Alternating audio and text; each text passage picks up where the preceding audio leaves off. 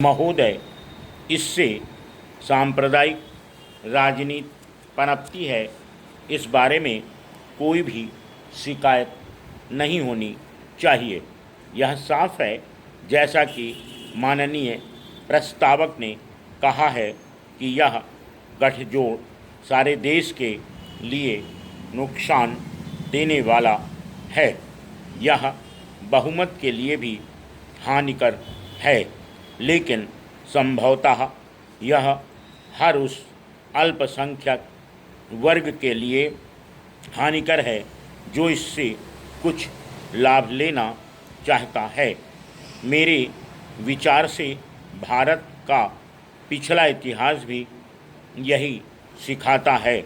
लेकिन अगर किसी स्वतंत्र राज्य के अंदर अल्पसंख्यक वर्ग अपने आप को अलग थलग करना चाहे, तो इससे उस देश को तो नुकसान पहुंचता ही है, सबसे अधिक स्वयं उसके हितों को हानि पहुंचती है, क्योंकि इससे अपने और दूसरों के बीच धार्मिक और राजनीतिक आधार पर और कभी-कभी किसी हद तक आर्थिक आधार पर भी एक दीवार खड़ी हो जाती है, और इससे वह वर्ग अपना वह असर कभी नहीं डाल सकता जो उचित तौर पर डालने की इच्छा रखता है।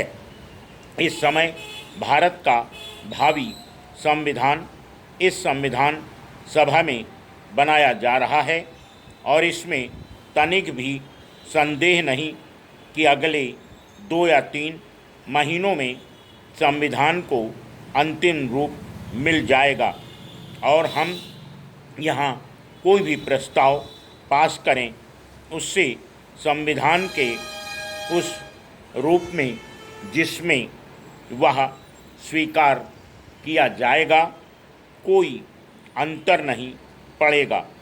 फिर भी यही निकाय कमोवेश संविधान बनाने वाला निकाय है, कोई ज़्यादा फर्क नहीं है।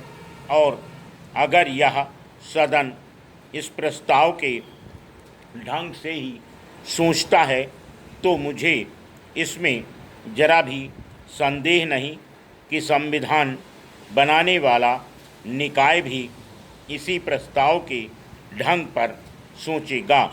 मैं यह और कहना चाहूँगा कि संविधान बनाने वाले निकाय को जो भी प्रमाण हमारे सामने हैं, उससे लगता है कि इस प्रस्ताव की ही भावना के अनुसार वह काफ़ी आगे बढ़ चुका है। उसने हमारे पुराने संविधान के उन बहुत सी विशेषताओं को अलग कर दिया है जो हमें सांप्रदायिकता की तरफ ले जाती थीं।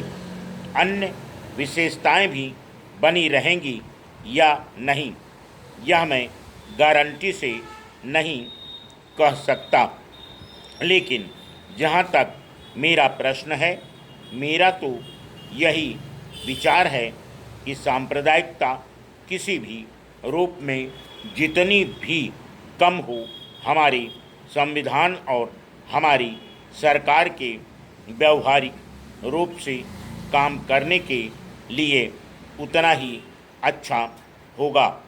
महोदय, जहाँ तक इस प्रस्ताव का संबंध है, जैसा कि मैंने कहा, हम इसका स्वागत करते हैं। Full stop.